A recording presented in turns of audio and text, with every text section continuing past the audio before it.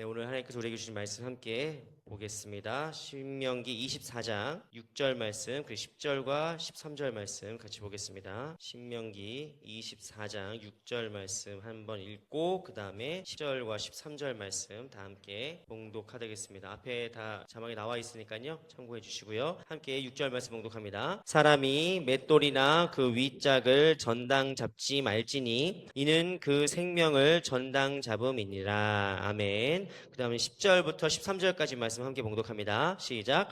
내 이웃에게 무엇을 구워줄 때에 너는 그의 집에 들어가서 전당물을 취하지 말고 내게 꾸는 자가 전당물을 밖으로 가지고 나와서 그가 가난한 자이면 너는 그의 전당물을 가지고 자지 말고. 저희 13절까지 읽겠습니다. 13절 시작.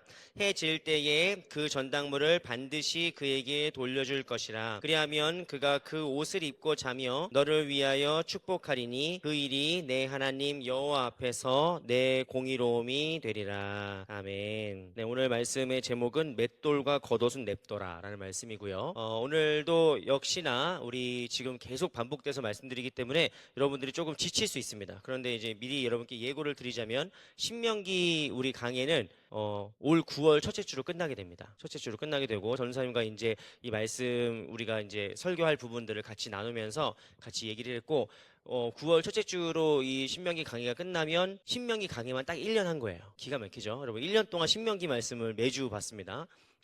어떻게 기억나신 거 있습니까? 예, 이렇게 다 까먹어 주셔야 제가 나중에 한 10년 뒤에 또 할 수 있습니다. 예, 얼마나 감사한지 몰라요. 제가 여러분이 다 까먹어 주셔야 한 10년 뒤에 또 할 수 있고, 예, 뭐 괜찮습니다. 그래서 지금 오늘 전사님이랑 회의하면서 다음 이제 강의 설교 성경책까지 우리가 다 정했어요. 다음 뭐 할 것 같으세요? 신명기 했으니까 다음에는 안정희 권사님 여기 뭐 도청장 심었나요?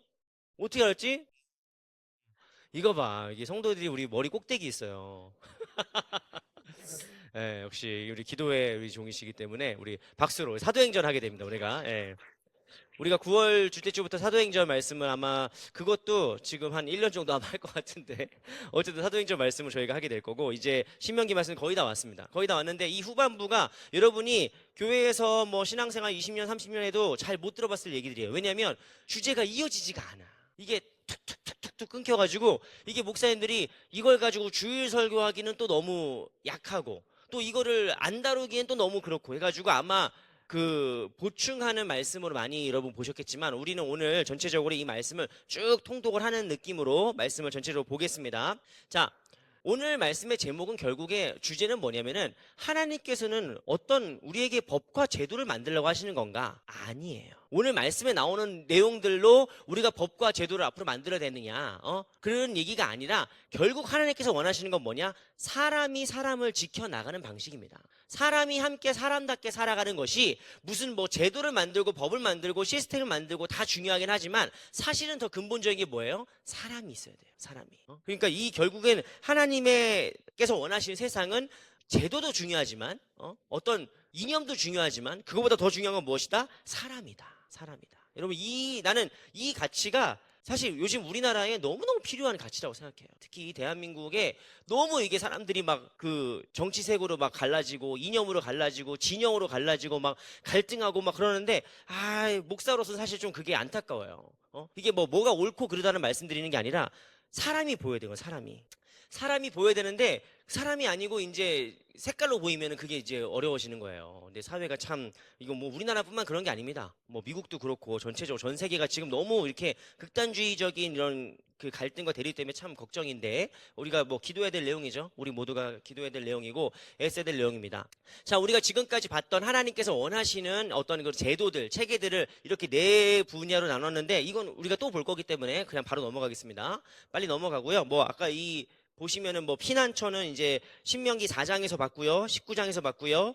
이 도피성 얘기하는 겁니다. 그 다음에 거룩과 신뢰는 오늘도 우리가 말씀 23장에서 보겠지만 15장에도 나왔고요. 뭐 이렇게 계속 말씀은 기록되어 있는데 요 얘기를 다 하면은 지금 개론적인 얘기를 다 하면 저희가 설교 강의를 할 수가 없기 때문에 오늘은 이제 말씀 구절 강의를 집중적으로 우리가 말씀을 좀 살펴보려고 합니다. 자, 23장 15절 말씀 23장 15절 16절 말씀을 함께 봉독하도록 하겠습니다. 시작.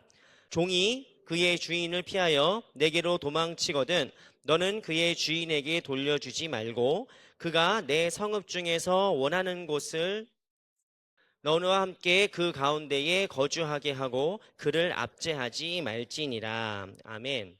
저는 이 말씀 볼 때마다 이제 그 독일에서 제가 같이 공부했던 애 중에 되게 똑똑하고 공부 잘하는 애가 있었어요. 독일 말도 너무너무 잘하고. 근데 그 친구가 저한테 와가지고 하는 얘기가 헤알리 미스터리 이거죠. 헤알리, 너 내가 한국 드라마를 너무 좋아하는데 자기가 봤을 때 최고의 한국 드라마는 뭐냐? 추노였대. 추노가 너무 재밌다는 거예요.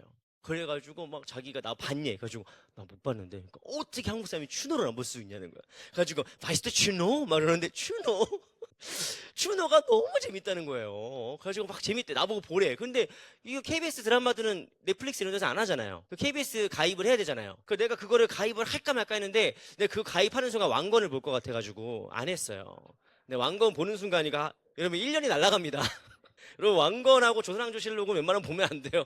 1년 날아가는 거예요. 근데 어쨌든 간에 나보고 추노를 봐야 된다. 난 그때를 놓쳐가지고 추노를 못 봤거든요. 근데 어쨌든 이 친구가 추노를 보면서 이게 너무너무 재밌다는 거예요. 어떻게 보셨습니까? 추노 보신 분 계세요? 아, 부럽네요. 제가 이게 몇 가지 그 유명한 장면들을 알아요. 뭐 얼마나 좋아! 뭐 이런 거 있잖아요. 그런 것도 알고 다 아는데 정작 드라마는 안 봤어. 드라마는 안 봤는데 어쨌든 이게 그렇게 재밌대요. 여러분, 추노가 뭔 내용입니까? 뭔 뜻입니까? 추노. 추격할 추자. 노비죠, 노비. 노비를 추격한다. 이게 추노꾼이라는 게 실제로 있었다는 거 아니에요. 추노꾼, 노예가 도망가면 그 노예를 잡아오는 추노꾼이 있었다는 거예요. 이게 뭡니까? 합법이죠.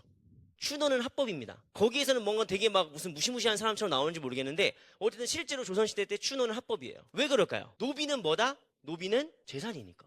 노비는 여러분 죄송한 얘기지만 사람이 아닌 거예요. 이때 당시에 재산이지. 주인마님의 재산인데 이 노비가 도망가거나 그러면은 어떻게 해야 돼요? 추노를 보내서 잡아야 돼요. 그리고 인류 역사의 모든 법에서 특히 이제 함무라비 법전, 함무라비 모든 고대 법전의 가장 시초가 되는 이 함무라비 성문법화된 함무라비 법전에서도 도망친 노예는 어떻게 된다? 반드시 반환해야 된다. 만약에 도망친 노예를 숨겨주면 어떻게 할 것이다? 사형에 처할 것이다. 이게 엄청나게 큰 범죄입니다. 왜? 노예가 뭔 짓을 하고 도망갔을 줄 알아? 주인의 집에 뭐 보물을 훔쳐갔을 수도 있고 주인에게 큰 해를 끼치고 갈 수도 있고 그 이 노비를 냅뒀다가는 그 사회가 어떻게 되는 거예요? 사회가 노예한테 뒤집혀지겠지. 그러니까 여러분 노예를 반드시 그 잘 관리하고 반환하고 엄하게 다스리는 것은 고대 시대에 있어서 신문제가 있었던 이 고대 시기에서는 되게 중요한 법적인 제도란 말이에요. 조선 시대면은 지금으로부터 뭐 500년 뭐 600년 이런 시대 아닙니까? 그런데 이때는 지금 벌써 몇 년이 3000년 전이란 말이에요. 얼마나 이게 노예 제도라는 게 사실 여러분 되게 중요한 거고 심각한 거고 이렇게 무거운 범죄인 줄 알겠죠. 근데 오늘 하나님 말씀 뭐라고 하십니까? 노예를 도망쳐 노예가 있거든. 23장 15절 말씀 보시면 종이 그의 주인을 피하여 내게로 도망하거든 너는 그의 주인에게 돌려주지 마라. 어떻게 하라고요? 숨기는 돌려주지 말라는 거예요. 이스라엘 빼고 다른 나라에선 다 죽을 죄입니다. 다른 데는 다 사형에 처할 죄예요. 그런데 너는 돌려주지 말라는 거예요. 그 다음에 한술 더 떠서 16절 뭐라고 합니까? 그가 내 성읍 중에서 원하는 곳을 택하는 대로 너와 함께 그 내 가운데에 거주하게 하고 그를 압제하지 말지니라. 이렇게 써 있습니다. 뭐라고 하죠? 걔가 원하는 곳에 살게 해줘라. 말이 안 되죠. 노예가 왔는데 도망쳤는데 노예를 숨겨주는 것도 지금 목숨을 거는 일인데 하나님 뭐라고 말씀하시는 거예요? 노예 오면 그냥 같이 살고 그런 다음에 걔가 원하는 곳에 살게 해줘라 라고 얘기하는 거예요. 여러분 이거는 우리가 오늘날 보면 어유 따뜻하네 착하네 얘기할 수 있지만 이게 정작 내 일이 되면은 이거는 경을 칠 일이거든요. 내가 모르는 사람 때문에 목숨을 걸어야 되는 거예요. 외국에서는. 그러니까 이렇게 위험한 일인데 그래서 이 말씀이 너무나 충격적이고 현실적이지 않기 때문에 많은 성경학자들이 이거에 대한 주석을 내놓는데 그중에 제일 대표적이고 저도 제일 설득할 수 있는 내용은 뭐냐면은 이게 누구다? 그냥 뭐랄까 뭐 김신에서 이신으로 도망친 노비 뭐 이런 게 아니라 난민이라는 거예요. 난민. 오늘 말씀이 13절에 15절에서 이렇게 써 있지 않습니까? 종이 그의 주인을 피하여 내게로 도망하거든. 16절에 내가 내 성읍 중에서 원하는 곳을 택하는 대로 네 가운데 거주하게 하라. 말이 이상하잖아요.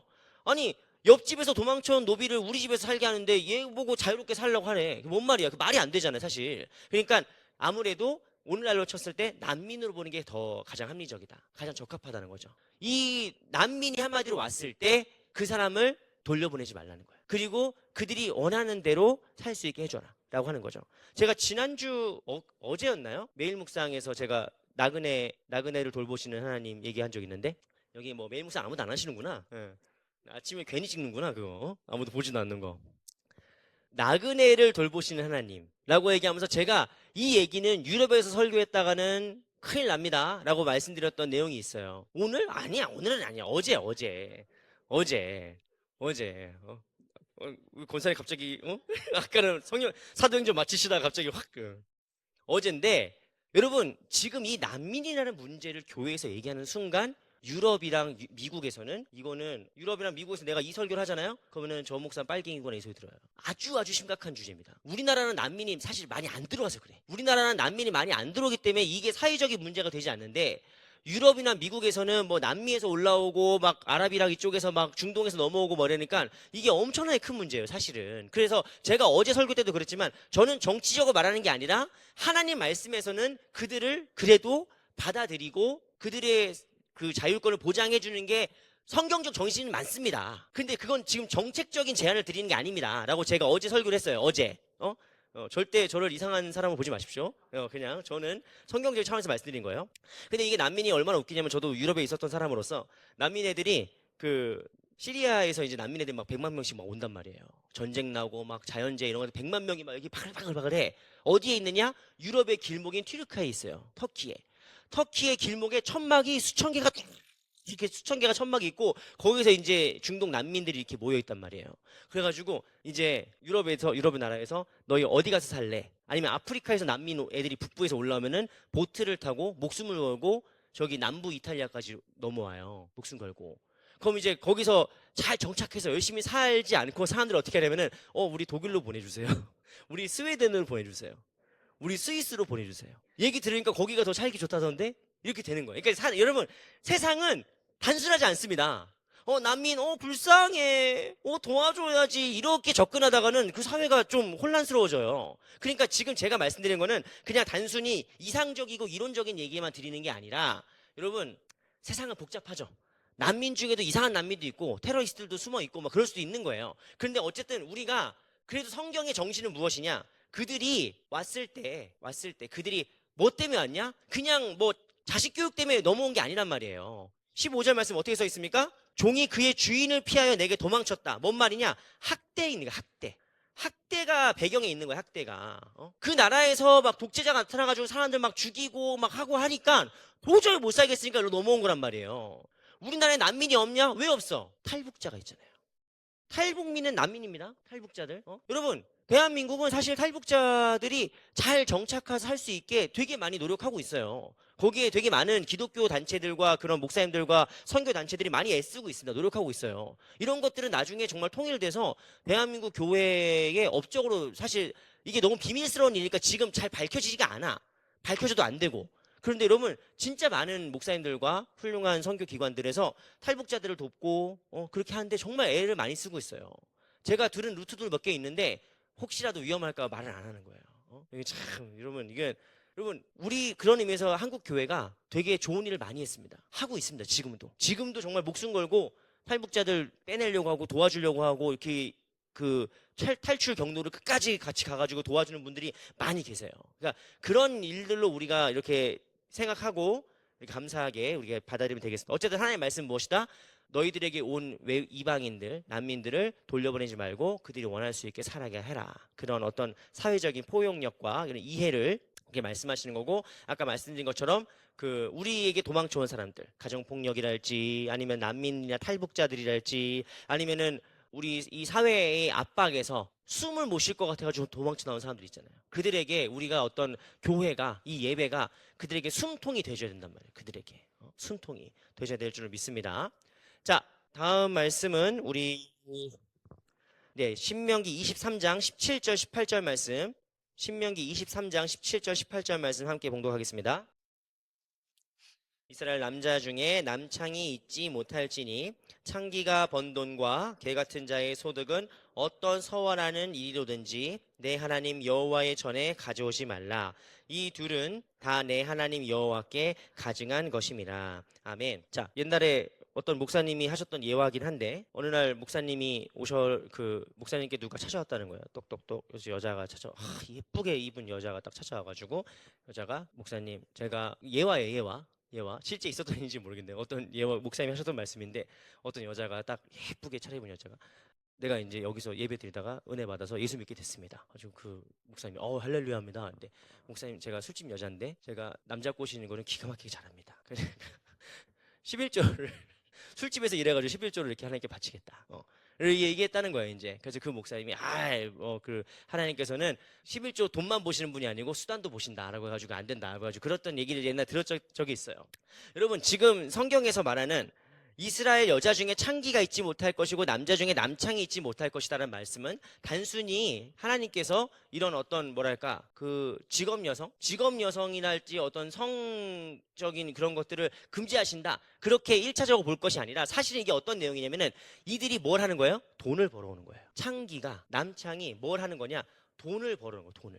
왜냐하면 가나안 종교라는 거는 이게 기본적으로 여러분 그 이스라엘 백성들이 애굽에 있을 때는 수많은 신들과 함께 이렇게 그 다신교 사회 속에 있지 않습니까? 다신교 사회 속이고 이집트의 신화라는 거는 사실 태양신 나를 필두로 해가지고 우주적인 태양신 나를 필두로 해가지고 이 애굽에 어떤 비가 많이 와서 나일강이 범람하고 그렇게 돼가지고 땅이 다시 이제 재분배되고 이렇게 모든 것이 나일강의 그 범람과 관련돼 있어요. 그 이집트 종교라는 거는.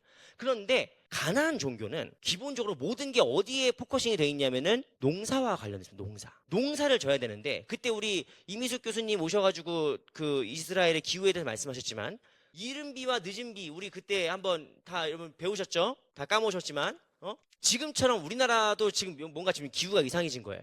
아까 비가 막 미친 듯이 쏟아지더라고. 아까 여기 일찍 오신 분들은 모르시죠? 비가 막 오고 지금 완전히 열대처럼 스콜성이 된 건데 이스라엘은 비가 확실히 건기와 우기로 나눠져야 되는 거예요.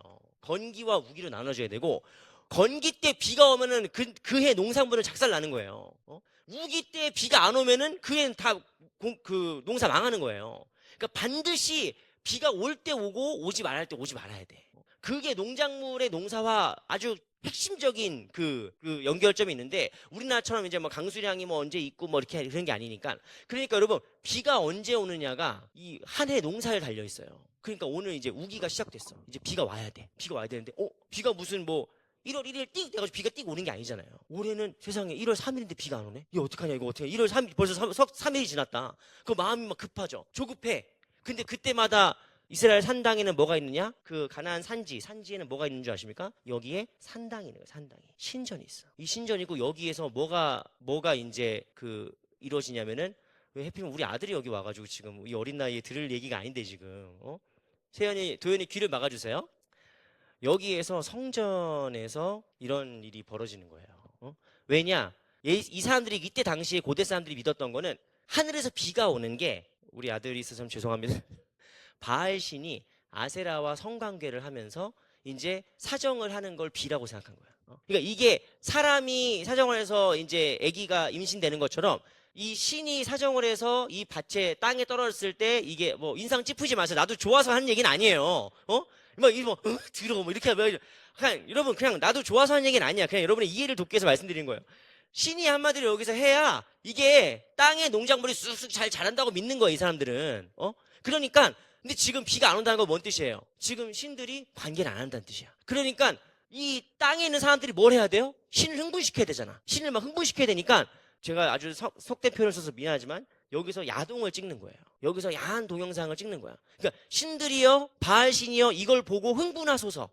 이걸 보고 흥분하시고 아세라 여신과 좋은 관계 오늘 뜨거운 밤 보내신 다음에 빨리 비를 내려달라는 거야. 그러니까 이 가나안 종교가 왜 이스라엘 역사에서 뿌리 뽑히지 않는지 알겠죠? 너무 이게 자극적인 거예요. 특히 누구한테?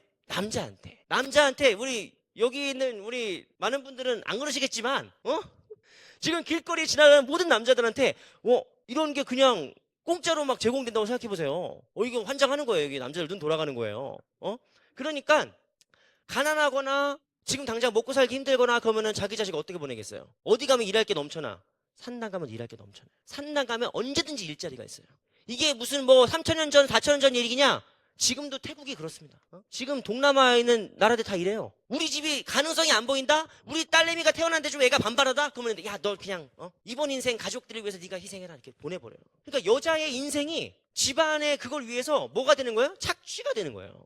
그 거기에서 애들이 여러분 그게 아니거든요. 제가 얼마 전에 그 도스토옙스키의 죄와벌 얘기했지만 죄와벌에 나오는 여자 주인공이 소냐거든요. 이 소냐가 이렇게 팔려나간 거예요. 야, 가족들이 다 굶어 죽게 생겼다. 너 얼굴 반반하는 게 너 뭐 할 거니 너?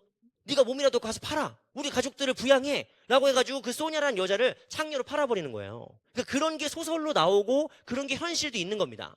그러니까 하나님께서 이스라엘 중엔 창기가 있어서는 안 된다는 말씀은 단순히 성적으로 깨끗하게 살아야 된다라고 하는 도덕적인 율법이 아니라 자식을 도구화하지 말라는 거예요. 자식을 생존의 도구로 만들지 말라는 거예요. 그리고 그 이자를 꾸지 말라 19절 말씀 보시면 이자를 꾸지 말라는 것은 여러분 이자 받지 말라고 하면 여러분 자본주의 망합니다. 지금 전 세계 자본주의 다 망하는 거예요. 이자 받지 말라고 하는 건.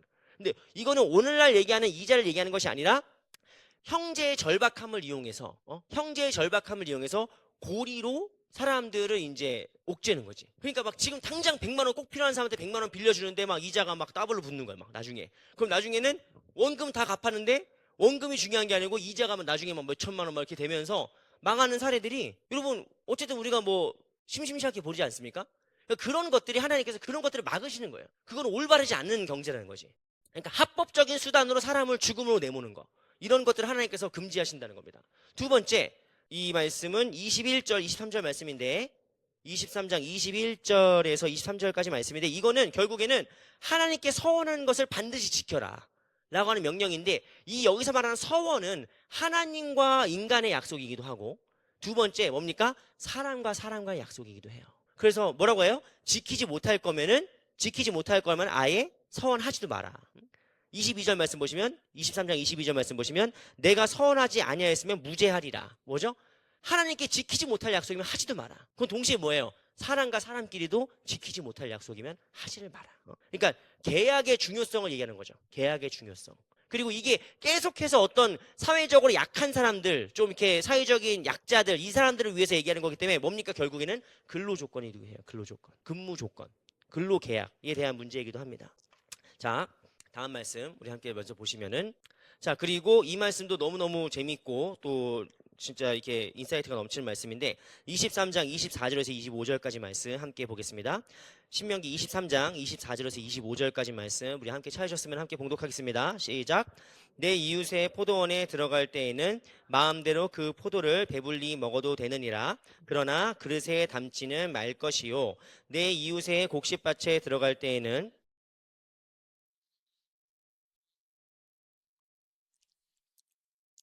자, 이 말씀은 여러분 그림을 그리면 너무 쉽게 이해되는 거예요.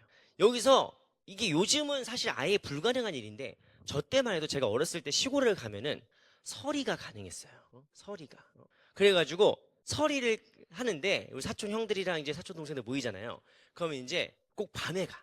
밤에 꼭 형들이 일어나가지고 야 일어나 가지고 거기 밤에 몰래 가요. 가가지고 막, 형 무서워 이러면 가가지고 거기서 이렇게 시골 논두렁길에 막 갑니다. 그럼 개구리 막 울고 막 울고 막 그러잖아요. 거기에서 몰래 랜턴도 안 켜고 가가지고 야 두드려봐. 그래서 막 수박 이렇게 서리하고 그거 이렇게 떼먹고 뭐 그러거든요. 그거를 시골에 있는 우리 옆집 뭐 무슨 뭐 김씨 아저씨 무슨 장씨 아저씨 다 알까요 모를까요? 알아요. 권사님 서리 한 번도 안 해보셨나 봐. 알아요. 알아. 그러니까 딱 보면은 이거 애들이 가져가고 여러분 다 알지. 그런데 옛날에 시골의 인심이란 건 뭐냐면은 아이고 애들 방학이라고 와가지고 여름에 이렇게 하고 그러는 거야. 그러면은 우리 집에 있는 큰어머니나 큰아버지나 할아버지가 우리 집 애들이 우리 손주들이 와가지고 막 서리 해먹으면은 옆집에다가 뭐 해주는 거예요. 뭐 새참을 좀 갖다 주든지 뭐 어쨌든 하면서 서로 상부상조하는 거지. 그 애들 수박 몇 통 깨먹었다고 뭐 그거 가지고 막 가지고 자식 교육을 똑바로 안 시켜 뭐 이렇게 하진 않았단 말이에요. 그러니까 이거는 그때의 어떤 그런 정서인 거예요. 뭐죠? 누가 배고프면 포도밭에 여러분 포도밭에서 일해보셨습니까? 저는 포도밭에서 일해봤단 말이에요. 포도밭 쫙 이렇게 있으면은 사람 키를 넘어가 보이지도 않아요. 포도밭에 숨으면은 포도밭에 숨어가지고 내가 이렇게 너무 배고파. 그래서 포도 이렇게 따 먹었어. 맛있네, 잘 익었네. 그래서 막 몇 개 떠먹었어요. 죄다 아니다? 하나님께서 뭐라고 하신다고요? 야, 그건 좀 봐줘라. 그거. 하나님 말씀은 그것도 뭐 도둑질이라면 도둑질이고 죄면 죄지. 그런데 배고프대잖아. 배고프대잖아. 그 사람이 이렇게 혼자 이렇게 호두 와가지고 이렇게 호두 훅 긁어가지고 이렇게 손으로 막 뭐 우적우적 먹고 도망가는데, 그거 원래 그냥 봐줘라 그냥 그거. 하나님이 내가 복을 더 줄게. 내가 더 많은 복을 줄게. 그냥 그 정도 먹는 거는 그냥 냅둬 봐줘. 하나님 이렇게 말씀하시는 거예요. 그런데 누군가 한두 번 서리했더니 주인이 가만히 있네? 봐주네? 그래가지고 누군가 갑자기 바구니를 들고 오기 시작해. 이거는 봐줘라 마라? 봐주지 말라는 거예요. 너무너무 배고프다고 밀이랑 우리 뭐 이게 추석 되면 이게 막 벼 이렇게 다 익어가지고 숙이잖아요. 너무 배고파가지고 야 오늘 이걸로 죽이라도 끓여 먹자 해가지고 이렇게 몰래 손으로 이렇게 막 훑고 가면은 주인이 보다가 에이 그래 그러려니 하고 가면 돼. 봐줘 그 정도 손으로 이렇게 막 벼 이렇게 막 훔치면서 이렇게 주머니에 넣어가지고 막 벼 알고 이렇게 주머니 넣고 가면은 아유 저거라도 미음이라도 끓여 드셔. 아유 집에 애들이 몇 명인지 모르겠는데 그거라도 밥이라도 함께 해 드셔 하고 냅두라는 거예요. 그런데 갑자기 어느 날부터 이놈이 낫을 들고 와. 이건 냅두지 말라는 거예요. 이게 뭐냐? 친절과 나중에 이거 내가 설교할 거야. 친절과 호구는 다른 거예요. 호구. 호구짓 하지 말라는 거예요. 그러니까 충분히 내가 자비를 베푸는 선에서 도와줄 수는 있어. 네가 배고프면은 당장 와가지고 손으로 먹고 하는 거 내가 인정할 수 있는데 바구니 들고 오고 낫 들고 온다는 건 뭔 뜻이에요? 이거 도둑놈이라는 뜻이에요. 하나님이 이거를 허용해라 하지 마라? 허용하지 말라는 거야. 여러분 우리 교회에도 점심시간 때 꼭 오시는 분이 있습니다. 이렇게 식사 오시고 이제 드시고 가끔씩 상당히 좀 껄끄럽고 불편하긴 하지만 내가 그래도 봐주는 이유는 뭐냐면 이분이 바구니를 들고 오진 않잖아요. 그래 나는 소망교회에서 많이 봤어요. 바구니 들고 오는 분이 있어. 가끔씩 이렇게 가방을 가가지고 공동체에서 이렇게 간식 쫙 깔려 있잖아요. 세상에 그걸 이렇게 다 쓸어가. 쫙 쓸어가는 거예요. 이렇게 자기 가방에다가. 가지고 뭐 다른 권사님들이 저기요 그 오게 말하면 거기도 막 소리 지르고 막 소리 지르고 막 격분을 하니까 또 이제 우리 교양 있으신 소망교회 권사님들이 싸울 수 있나? 어머 왜 저래? 어머 이래서 이제 안 싸우신단 말이에요. 그래서 내가 하루는 그 좀 이렇게 결손가정 좀 이렇게 좀 어려운 부르 학생들 돕는 장학회에서 1년에 한 번씩 되게 크게 아이들 위한 파티랑 이런 것들 쫙 깔아놓은 뷔페를 쫙 깔아놓는단 말이에요. 아이들 지방에서 올라오니까 그 올라와서 이제 다 준비 세팅했는데 그 아줌마가 나타나가지고 또 다 쓸어가는 거야. 이렇게 막 쓸어가는 거야. 내가 막 화가 여기 끝까지 나가지고 이제 욕을 한바탕 하려고 갔더니 권사님 몇 명이 날 잡았어요. 날 잡아가지고 권사님들이 목사님 저희가 하겠습니다. 저희가 처리하겠습니다. 가만히 계십시오. 목사님 화내시면 안 됩니다. 그래서 날 딱 잡았어. 그래서 그 권사님들이 뭐 어떻게 했나 봐요. 어떻게 하긴 했었던 것 같아요. 근데 저는 이 말씀을 읽으면서 교회의 선교란 무엇인가? 선교는 우리가 얼마든지 자선을 베풀 수 있어. 근데 교회가 호구짓 당하면 안 돼요. 교회가 호구가 되면 안 돼. 근데 오늘날 교회를 아주 호구로 이용하는 놈들이 있어요. 나쁜 놈들이 있어요. 우리가 여기 잘 분별해야 됩니다. 우리 이게 이 국내 선교, 해외 선교 우리가 교회에서 여러분 도와야지. 우리가 도와야지 당연히. 힘든 사람들 도와야지. 우리 아까 뭐 유튜브 댓글 얘기했지만 유튜브 댓글 같은 거 보면은 뭐 좀 도와주세요 막 이런 댓글 막 꼭 달려요. 교회 영상에는 꼭 뭐 도와주세요. 한 번만 도와주세요 막 꼭 달리고 어떤 사람들은 이제 우리가 무시하고 지우고 그러면은 막 공격적으로 달려요. 뭐 교회 다니는 것들이 뭐 예수님이 내 이웃을 사랑하라고 했는데 무슨 또 말씀을 또 되게 잘 알아. 또 그런 것도 어떻게 찾아왔어? 그래가지고 뭐 예수님이 다 도와주러 갔는데 교회가 지들 배만 불러가지고 지들 건물만 짓고 막 우리를 비난하는 거예요. 나는 도와줄 가치가 없다고 생각합니다. 어디에서? 이 말씀에 의거해서. 응? 여러분 바구니 가지고 오고 낫 들고 온 애들은 뭐예요? 이거는 절박한 게 아니고 욕심이에요. 욕심. 우리는 절실한 사람들 도와줘야지 지 욕심 부린 애들은 도와주면 안 되는 거예요. 우리가 특별히 이제 우리 장로님들이 이거는 확실히 우리가 교회에서 선교위원회 하고 이제 우리가 할 때 이 기준은 되게 명확한 기준입니다. 되게 중요한 기준이고 잘 우리가 분별해야 될 지혜가 필요한 것이죠. 자, 다음 말씀을 잠깐 보면은 24장 1절에서 4절까지 말씀인데 여기에서는 뭐가 나오느냐? 이혼 증서에 대해서 나옵니다. 여러분 이혼 증서를 보면은 마치 이건 나중에 예수님께서 신약에서 말씀하시기 때문에 저희가 빨리 넘어갑니다. 이혼을 할 때 이혼 증서를 쓰라는 거예요. 그 오늘날 치면 뭐 당연한 얘기 아닌가 싶었는데 여러분 이때 당시 고대 당시에서 여자와 이혼할 때 이혼이 쉬울까요? 어려울까요? 남자가 여자랑 이혼하는 게 쉬울까요? 어려울까요? 버리면 끝이에요. 그러니까 여러분 이 엄청난 지금으로 상상할 수 없는 가부장적인 사회에서 여자와의 이혼은 그냥 얼마든지 갑자기 널 더 이상 사랑하지 않아? 그럼 이혼이야.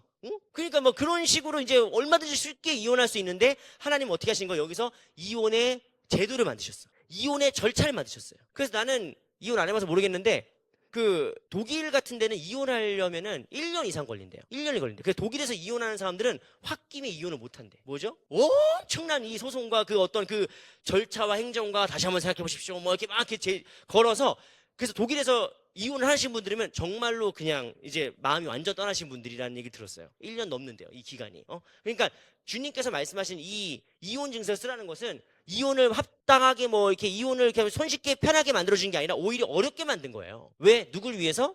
여인을 보호하기 위해서. 이 여자가 이혼하고 나서 생계가 어렵잖아. 이 여인의 생계를 위해서 이혼을 최대한 어렵게 만드신 거예요. 그런데 이제 예수님 신약 시대에 가면은 이 사람들 남자들이 이걸 이용해가지고 또 되게 이 율법을 되게 악용하는 사례가 나오는 거긴 한데 어쨌든 그런 내용이고요. 그 다음에 24장 5절 말씀 보시면은 이렇게 써 있습니다. 사람이 새로이 아내를 맞이하였으면 그를 군대로 내보내지 말 것이요 아무 직무도 그에게 맡기지 말 것이며 그는 1년 동안 한가하게 집에 있으면서 그가 맞이한 아내를 즐겁게 할지니라. 이거는 진짜 여러분 이게 말이 되는 우리 지난번에 전도사님이 이상하고 아름다운 그 하나님 나라 그 설교할 때도 얘기 나왔지만 여러분 군대 복무하는데 결혼했으면은 뭐라고요? 1년 동안 한가하게 아내랑 행복하게 살아라. 신혼여행 뭐 무슨 우리 지혜자매 진우 형제 신혼여행 일주일 갔다 왔나요? 2주일 갔다 왔나요? 2주일. 야 세상 좋아졌네. 우리는 3박 4일 갔다 왔는데 응? 우리는 3박 4일 푸켓 갔다 왔는데 거기 2주를 갔다 왔어 유럽을. 그런데 성경은 뭐예요? 2주도 짧아. 1년을 보내지 1년을. 1년 동안 뭐 하라고요? 알콩달콩. 그러니까 여러분 자녀들 중에 결혼을 이제 한다면 이미 결혼하고 뭐 애까지 낳았으면 이제 할 수 없지만 결혼한다면은 우리가 뭐 휴가 줄 수는 없으니까 여러분들이 자녀들한테 얘기하는 거예요. 1년 동안 너희들끼리 살아. 행복하게 살아. 뭐 시댁에 뭘 하고 뭐 친정에 뭘 해야 되고 이런 거 생각하지 말고 우리 행복해 둘이. 여러분 나도 결혼해서 지금 한 15년 되니까 결혼하고 둘이 행복할 시간이 많지 않더라고. 애 낳고 애 키우고 또 부모님 편찮으시고 막 이렇게 하다 보면은 우리 행복할 시간이 많지 않아요. 그 신혼여행 2주 누구 코에 붙여? 여러분 행복하게 살아야 돼요. 둘이서. 그래서 자식들이 결혼했다. 우리 자식 결혼했으면은 1년 동안은 부르지도 마. 며느리 부르지도 마. 아가 얼굴 좀 보자. 이런 거 하지 마요. 여러분 그냥 냅둬 1년 동안. 아무것도 하지 말고 그냥 어떻게? 한가하게. 오늘 성경에 써 있습니다. 한가하게. 5절 말씀. 한가하게 집에 있게 해라. 아내를 즐겁게 해라. 이게 하나님의 여러분 이렇게 되면 여러분 우리나라 저출산 뭐 이런 거 다 없어집니다. 하나님 말씀대로 해야 돼요. 마지막 요거는 공동체의 건강인데 24장 8절에서 9절 말씀 보시면은 제가 빨리 봉독해 드리겠습니다. 오늘 제일 중요한 거를 전혀 하지도 못하는데 지금 어떡하냐? 이거는 여러분 우리가 팬데믹을 겪으셨죠? 우리가 다 코로나 겪은 적 있잖아요. 여러분 코로나 겪기 전에는 대한민국이 많이 바뀐 것 중에 하나가 제가 확실히 코로나 이후에 대한민국 왔기 때문에 그 전에 한국에 살다가 코로나 이후에 한국에 왔기 때문에 진짜 많이 바뀐 게 뭐냐면은 옛날에는 뭐 어쨌든 이 한국은 위계가 되게 명확했어요. 위계. 그리고 사회적으로 높은 사람 아니면 뭐 교회에서 담임 목사, 회사에서 사장님 뭐 이런 게 위계가 되게 명확했는데 이제 코로나 이후에 뭐가 더 중요한 거예요? 만약에 아무리 사장님이고 아무리 담임 목사님이고 아무리 뭐 높은 사람이라도 코로나 걸렸으면은 격리야. 뭐 대통령이고 뭐가 필요 없어요. 일단 격리예요. 그러니까 이런 것들에 대한 의식이 조금 많이 좋아졌는데 어쨌든 지금 이 나병이 났을 때 하나님께서 반드시 제사장의 율례를 지켜라. 레위 지파의 지도를 받아라 라고 얘기하는 거는 오늘날 우리가 코로나 겪었을 때 그 어떤 지침과 비슷한 내용입니다. 우리가 그렇게 이해하면 되겠고요. 자 이제 제일 중요한 말씀을 이걸 어떡하냐. 비가 지금도 많이 오겠죠? 지금 비 많이 와서 못 가 어차피. 못 가. 어제 못 가니까 좀만 참아요. 우리가 아까 오늘 읽은 말씀입니다. 오늘 읽은 말씀 24장 6절 말씀 보시면 이렇게 써 있어요. 사람이 맷돌이나 그 윗짝을 전당 잡지 말지니 이는 그 생명의 전당 잡음이니라. 뭔 말입니까? 전당이 뭡니까? 전당. 여러분 전당이 뭐죠? 여기 계신 분들 전당이 뭔지 아시죠? 전당. 요즘 젊은 애들한테는 전당 하면은 이게 뭔 말인지 모를 거예요. 도현이 전당 알아요? 도현이 예 그래요. 관심 없어요. 도영 형제님 전당 들어봤습니까? 전당? 전당포 그죠? 전당포 그 아저씨에서 원빈이 나왔던 전당포. 전당포 있죠. 전당이 뭡니까? 급전이 필요할 때 뭐를 받아서 요거 가치를 보고 이제 돈을 빌려주는 게 전당이에요. 그래가지고 9월까지 돈 만약에 200만 원 빌렸다. 9월까지 이거 다시 200만 원 주시면은 이 물건 다시 드릴게요. 근데 9월까지 못 갖고 오면 이자가 붙겠죠. 이자가 계속 붙으면서 나중에 뭐 어느 정도 기간을 넘치면은 이제 그 물건을 가져가 버리는 거잖아요. 그게 전당인데 주님께서 전당 금지한 게 두 개 있는 거예요. 두 개. 그게 뭐냐? 첫 번째, 맷돌이다. 맷돌. 맷돌은 뭐라? 전당 잡지 말아라. 아무리 이 사람이 나한테 아유 돈 좀 빌려주세요. 한 푼만 줍시오. 좀 빌려주세요. 가지고 그래 당신 뭐가 있는데요? 뭘 담보로 좀 제가 돈을 빌려드릴까요? 근데 제가 가진 게 맷돌밖에 없어요. 그러면 뭐 하라고요? 맷돌 받지 말라는 거예요. 왜 그럴까요? 맷돌. 그렇죠? 곡식을 하는데 그 곡식해서 뭐 어떻게 하려고? 국수 먹는다고요? 누가 국수? 아니야 몰라 아무튼 맷돌은 뭡니까? 우리로 치면은 밥솥이에요. 밥솥. 밥그릇이야. 그러니까 이때 당시에 우리처럼 무슨 뭐 밀가루 뭐 한 포대 1kg 이렇게 뭐 얼마에 팔고 이런 시대가 아니잖아요. 곡식 알이 있는 거 알. 그거를 갈아야 그걸 반죽해서 빵을 하든 뭘 하든 국수를 말아 먹든 뭐 어떻게 할 거 아니에요. 그러니까 맷돌을 뺏긴다는 건 뭔 뜻이에요? 그 밀을 이렇게 우족우족 씹어 먹어야 돼. 쌀을 그냥 우족우족 씹어 먹어야 돼. 그렇게 안 되잖아요. 그게 뭡니까? 맷돌이 있어야 밥을 해 먹는다고. 그러니까 뭐예요? 하나님께서는 맷돌 받지 말라는 거예요. 맷돌밖에 줄 게 없는 집이면 그 걔한테 전당 받지 말라는 거예요. 뭐죠? 사람이 최소한 밥은 먹고 살아야 된다. 하나님께서 원하시는 인간다운 삶이란 게 뭐냐? 첫 번째, 밥은 먹고 살아야지. 야, 아무리 가난해도 밥은 먹고 살아야지. 어떻게 먹고 살아요? 저기 곡식이 잘 익은 밭에 가가지고 손으로 이렇게 쫙 훑어. 몇 개 훑어. 배고파 죽겠고, 이거 없으면 내 새끼 굶어 죽게 생겼으면은 가가지고 이렇게 밭에 훑은 다음에 주머니 넣고 울면서 집으로 와. 울면서 집으로 와가지고 맷돌에서 잘 갈아가지고 그날 빵을 해 먹으라고. 하나님이 원하시는 세상은 뭐예요? 밥은 먹고 사는 세상이에요. 밥은 먹고 사는 세상. 두 번째, 옷을 갖다 주지 말라는 거예요. 옷을 받지 말라는 거예요. 10절부터 13절 말씀 보시면 이건 제가 그림을 그려드릴게요. 설명을 들으면 다 이해가 됩니다. 여러분, 우리한테 오늘날 옷은 패션이죠. 패션. 여러분, 제가 오늘 이렇게 그레이 팬츠에 네이비 자켓을 입고 이랬더니 전사님이 날 보고 전사님 목사님 코난 같으세요. 나한테 그러더라고. 패션이죠. 패션. 근데 집에 가면 이 옷을 벗겠죠. 이 옷을 벗고 뭐 반바지 입고 뭐 자든지 그럴 거 아니에요. 그런데 여러분 이스라엘 기후에서 겉옷은 이게 낮에 먼지가 확 불면은 이걸 가려야 돼. 해가 막 뜨거워. 우리처럼 뭐 선크림 있는 것도 아니고 모자가 있는 것도 아니고 선글라스가 있는 것도 아니에요. 그 텐트 같은 겉옷으로 칭칭칭 감은 다음에 이렇게 그 햇빛을 피해서 가는 거예요. 밤이 되면은 추워. 그렇게 추워 밤이 되면은. 근데 이 사람은 집이 없네. 그럼 뭐예요? 그 겉옷이 이불이야. 겉옷이 텐트예요. 겉옷 덮고 자는 거예요. 그런데 만약에 어떤 사람이 너무 급전이 필요하고 급해가지고 이 사람한테 온 거예요. 이스라엘 백성한테 와가지고 전당 좀 잡아주세요. 저 돈 좀 빌려주세요. 가지고 그럴 때 하나님께서 뭐라고 하신가? 그 집에 들어가지 말라는 거예요. 그 집에 들어가서 야 너 뭐 숨겨놓은 거 있냐? 뭐 좋은 거 있냐? 뭐 예물 있냐? 이렇게 집에 들어가서 찾지 말고 기다리라고. 걔가 갖고 나오는 걸 기다리라고. 네가 들어가서 찾지 말라는 거예요. 기다리고 그 사람이 갖고 나왔을 때 겉옷만 갖고 왔다. 그럼 어떻게 하라고요? 받아. 아니 겉옷 받아야지. 돈 빌려주는데 맨 입으로 주나? 돈을 맨 입으로 줍니까? 여러분 계산은 철저히 하게 돼요.